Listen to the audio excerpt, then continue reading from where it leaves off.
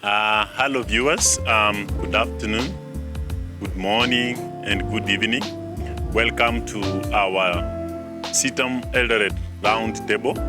Here we discuss issues meant to be able to give us an all-rounded picture as a leader, as a disciple.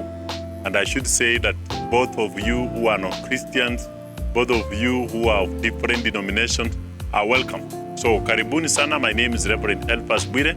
And today, as we started last week, we want to talk about competence. I said in the several weeks that are coming, we just want to talk about competence. And so today I want to talk about competence and on the attribute of aptitude. Aptitude is the ability to do something, which is equivalent to competence. And I will be reading from the book of Daniel, chapter 1, verse 4 and 5. The Bible says, then king, let me read from verse 3. Then the king instructed Ashepenaz, the master of his eunuchs, to bring some of the children of Israel, and some of the king's descendants, and some of the nobles, young men in whom there was no blemish, but good looking, gifted in all wisdom, possessing knowledge, and quick to understand, who had ability to serve in the king's palace, and whom they might teach the language and the literature of the Chaldeans. Now, this is a story of Daniel and his friends. They were appointed based on ability, based on aptitude. For many of us who have been around for a long time, when we finish college, you would hear these PricewaterhouseCoopers, PwC, hiring young people. And one of the things they would give you, and I did some of the tests, is that you would go through actually a series of aptitude tests. They would give you some general mathematics, some general problems for you to solve. Of course, for those who are able to actually score high, were taken on board, and then they would go in what we call the management training, and later on be hired for different sectors and trained to be able to do certain tasks for different companies.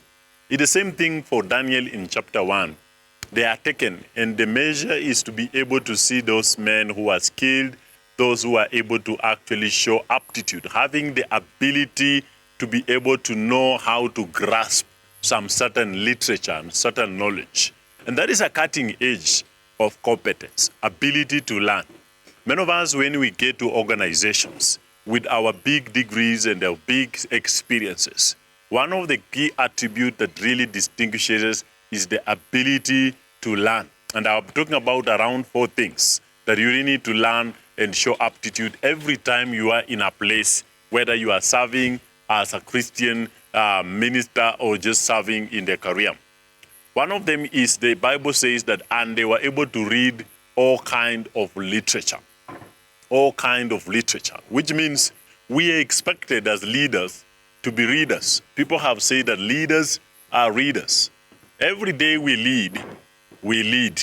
Every day we lead, we read. We read to be able to lead where we are able to understand what is happening around the world. And so being conversant with knowledge, general knowledge, ranging from politics, economics, and all that is very good for every leader. It's very good for every profession.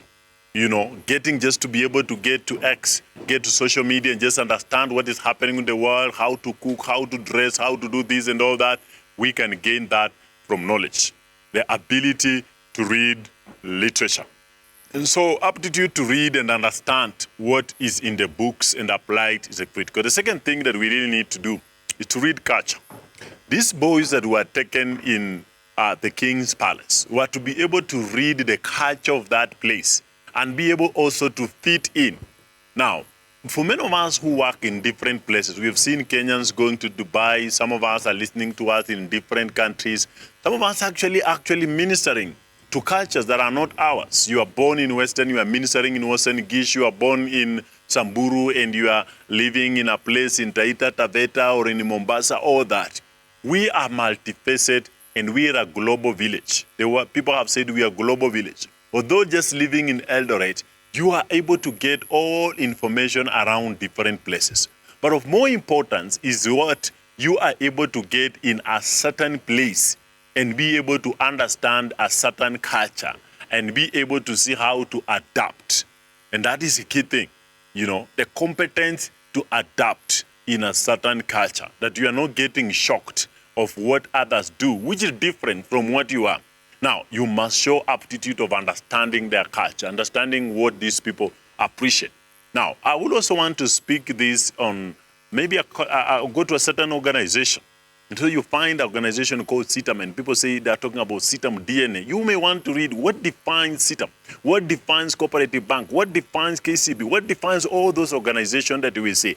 There is a certain culture that has been created in every marketplace or in every business. And a good steward, every good worker, every good employee would want to study and read the culture of the environment where people are existing and behave appropriately. I'll be talking about that. So you are able to read the culture. Somebody has said that think like yourself, but behave like others. Don't be odd one out. So you may have your own opinion, but find out what actually keeps a certain organization to be together. There are principles, there are core values, there are missions. There are things they hold dear that drive their business, that drive their day-to-day engagement, that drive their relationships and all that. Read the culture of the place where you are and understand it and see how it has been able to evolve over time and people have been able to sustain over the same. Maybe you may want to change the culture, but culture is not changed in a day. So it's a process that you do that. Competence to read the culture, so that people are not wondering, this smart man, this smart lady has come into a place and cannot be able to fit. So the ability to be able to read the culture of a place is very important. Now, thirdly, the ability to read people. Now, I say the ability to read people. There's a book I read some time back in the place and say how to read people very fast, and so some of us need to know how to read people, how to be able to know that I am dealing with. So people have different, they have a different chemistry. We'll be talking about that later. Or people have different ways of how they are formed, or what the counselors say, the people different types, the choleric, the sanguine, the melancholy, etc. All these are people. How do you actually, when you work with different people, understand them? We are not the same. Some of us actually are go-getters. Some of us are slow. Some of us are just... And that is an ability for you to be intelligent enough, the competent to read the body language of people, understand whether they are angry, whether you need to be able to pose a question, when to ask whatever you want to ask. For us to be able to actually succeed as we talk about competence on this particular platform, I invite us to think about the ability to read the people that you actually serve with. Then lastly, of course, similarly to what we have just talked about, is the ability to read the organization.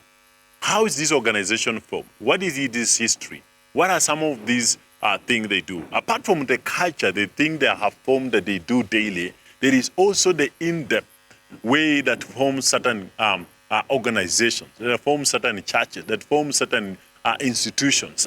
A good worker and a good employee may want to read and understand what does this organization stand for, and what are the principles that here and there. You find out how people request things in that particular organization.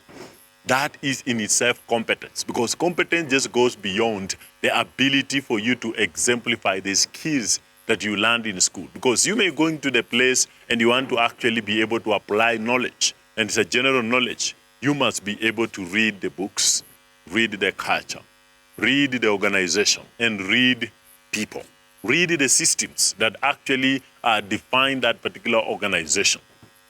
Want to invite us as we continue to reflect on this particular subject, that above everything else, get to understand the vision that drives an organization. Get to understand the mission that drives that particular organization. Get what are the core values and whether the people in that organization actually apply what is there. Because there are some people actually who have very good principles. They have hung on the wall, they have written it everywhere, and they don't apply. Your ability to show your competence goes beyond just to read books that you learn. Be able to read the mission, read the vision, get the core values, read the people, read the systems, read the culture, read the books. And when you read all that, you should be able to produce a great aptitude. The Bible says in the book of Daniel, where we have read that when Daniel was actually existing among those people and they read a certain culture, of course, there was even certain things that they would not want to do and partake. They refused to partake on the wines that was in the palace. But just choosing to be able to eat the vegetables, which was part of what maybe only thing they would partake in the king's palace, they were able to actually become more healthier than ever. Don't actually get and be an odd one out in an organization. Have ability to read beyond what you actually learned in class, and you'll be able to be a successful person. Here, it is a leadership roundtable. We talk about things that we are supposed to do in order to have a cutting edge in our society. And I believe, as you have listened to me speak about aptitude, you'll be going to be a good reader beyond books, and be able to be a transformational leader, a great leader in the community, in the place where you serve. See you next time, same channel, when we'll be in this place.